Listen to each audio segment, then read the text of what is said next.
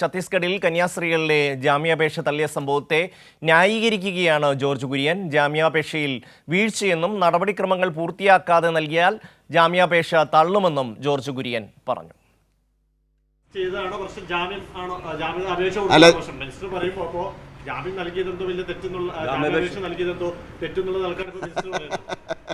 എൻ്റെ സുഹൃത്തെ, നടപടിക്രമം പൂർത്തിയാക്കാതെ ജാമ്യം കൊടുത്താൽ അപേക്ഷ കൊടുത്താൽ തള്ളിക്കളയും, അറിയത്തില്ലേ?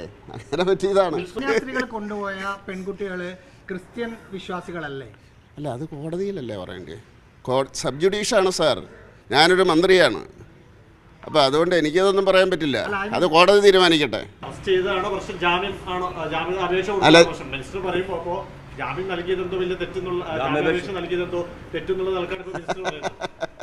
എൻ്റെ സുഹൃത്തെ, നടപടിക്രമം പൂർത്തിയാക്കാതെ ജാമ്യം കൊടുത്താൽ അപേക്ഷ കൊടുത്താൽ തള്ളിക്കളയും, അറിയത്തില്ലേ?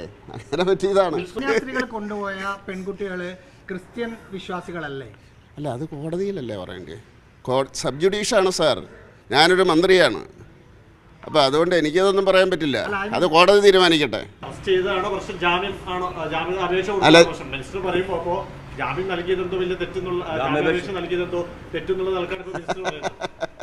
എൻ്റെ സുഹൃത്തെ, നടപടിക്രമം പൂർത്തിയാക്കാതെ ജാമ്യം കൊടുത്താൽ അപേക്ഷ കൊടുത്താൽ തള്ളിക്കളയും, അറിയത്തില്ലേ? അങ്ങനെ പറ്റിയതാണ്. കന്യാസ്ത്രീകൾ കൊണ്ടുപോയ പെൺകുട്ടികള് ക്രിസ്ത്യൻ വിശ്വാസികളല്ലേ? അല്ല, അത് കോടതിയിലല്ലേ പറയേണ്ടത്? സബ് ജുഡീഷാണ് സാർ, ഞാനൊരു മന്ത്രിയാണ്. അപ്പോൾ അതുകൊണ്ട് എനിക്കതൊന്നും പറയാൻ പറ്റില്ല, അത് കോടതി തീരുമാനിക്കട്ടെ.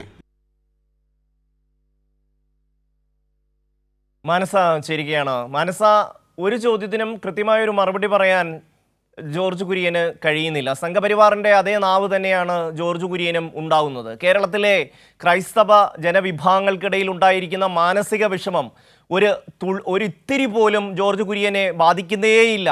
അദ്ദേഹം സംഘപരിവാറിൻ്റെ നാവായി തന്നെ മാറുന്നു. സംഘപരിവാർ എന്ത് പറയാൻ ആഗ്രഹിക്കുന്നു അത് ജോർജ് കുര്യൻ പറയുന്നു. മാനസ,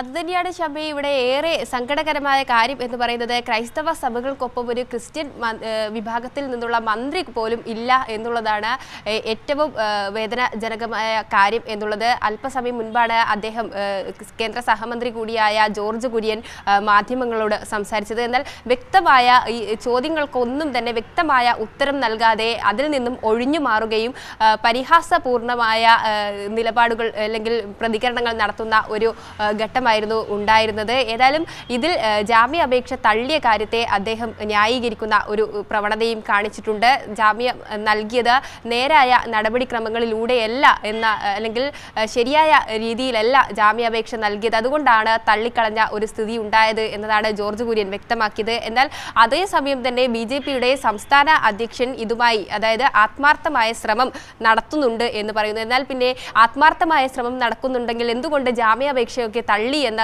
ചോദ്യത്തിലും അദ്ദേഹത്തിന് വ്യക്തമായ ഒരു മറുപടി ഇല്ല എന്നുള്ളതാണ്. തീർത്തും സംഘപരിവാർ അനുകൂല നിലപാട് തന്നെയായിരുന്നു ജോർജ് കുര്യന്റെ ഭാഗത്ത് നിന്ന് ഉണ്ടായിരിക്കുന്നത്. ഒപ്പം തന്നെ മാധ്യമങ്ങളോട് ക്ഷുഭിതനായി സംസാരിക്കുന്ന ഒരു രീതിയും തന്നെയായിരുന്നു അദ്ദേഹം അല്പസമയം മുൻപ് കാഴ്ചവെച്ചത്. ഏതായാലും ഈ സംഭവവുമായി ബന്ധപ്പെട്ട് BJP സർക്കാരാണ് അവിടെ ഛത്തീസ്ഗഡിൽ, അതോടൊപ്പം തന്നെ ബജ്രംഗ് ദളിന്റെ നിർദ്ദേശപ്രകാരമാണ് ഇത്തരത്തിലൊരു അറസ്റ്റും കസ്റ്റഡിയുമായി മുന്നോട്ട് പോയത് എന്നതടക്കമുള്ള കാര്യങ്ങൾ പുറത്തു വന്നതാണ്. അതോടൊപ്പം തന്നെ അവർ ക്രിസ്ത്യാനികളാണ്, അതോടൊപ്പം തന്നെ യാത്ര ചെയ്ത രേഖകൾ ഉൾപ്പെടെ കാട്ടിയിരുന്നു. ഇതൊക്കെയും തന്നെ നമ്മൾ ചോദിക്കുമ്പോഴും ഇതിനൊന്നും ശരിയായ രേഖകളില്ല എന്ന് പറഞ്ഞ് മാറുന്ന അല്ലെങ്കിൽ ഒഴിഞ്ഞു മാറുന്ന ഒരു പ്രവണതയായിരുന്നു ജോർജ് കുര്യന്റെ ഭാഗത്തു നിന്ന് ഉണ്ടായിരിക്കുന്നത്. ഒപ്പം തന്നെ ഛത്തീസ്ഗഡിലെ BJP അല്ല അവരെ പിടിച്ച് അകത്തിട്ടത്, പകരം TTI ആണ് എന്ന പ്രതികരണവും ഉണ്ടായി. ഏതായാലും ഭരിക്കുന്ന സർക്കാർ അറിയാതെയാണോ അതിനനുസരിച്ച് പ്രവർത്തിക്കുന്ന സംവിധാനങ്ങൾ എന്നതാണ് ഇവിടെ മറ്റൊരു പ്രധാന കാര്യം എന്നുള്ളതും ശ്രദ്ധേയമാണ്. ഈ ഒരു വസ്തുത അല്ലെങ്കിൽ വാസ്തവം ഇതായിരിക്കുകയാണ് ജോർജ് കുര്യന്റെ ഭാഗത്ത് നിന്ന് വളരെ ലാഘവത്തോടെ ഈ വിഷയത്തെ കാണുന്ന ഒരു സമീപനം ഉണ്ടായിരിക്കുന്നത്. ഒപ്പം തന്നെ ക്രിസ്ത്യാനികളെ അല്ലെങ്കിൽ ക്രിസ്ത്യൻ സഭകളെ ഒന്നടങ്കം ഒന്നടങ്കം തന്നെ വേദനിപ്പിക്കുന്ന ഒരു പ്രതികരണവും അദ്ദേഹത്തിന്റെ ഭാഗത്ത് നിന്ന് ഉണ്ടായിരിക്കുകയാണ്. ഒപ്പം തന്നെ ആർക്കൊപ്പമാണ്, അതായത് കേരള സംസ്ഥാന അധ്യക്ഷൻ രാജീവ് ചന്ദ്രശേഖർ ആത്മാർത്ഥമായി ശ്രമിക്കുന്നു എന്ന് അദ്ദേഹം പറയുന്നു. അതോടൊപ്പം തന്നെ സംഘപരിവാർ അനുകൂല നിലപാടും അദ്ദേഹം സ്വീകരിക്കുന്നു. ക്രിസ്ത്യൻ സഭകളെയും ഇകഴ്ത്തുന്ന ഒരു നിലപാട്, മതപരിവർത്തനത്തെ എതിർക്കുന്ന ഒരു നിലപാട്, ഇതൊക്കെയും തന്നെയായിരുന്നു ജോർജ് കുര്യന്റെ പ്രതികരണത്തിൽ നിന്നും വ്യക്തമായത്. ഷമി.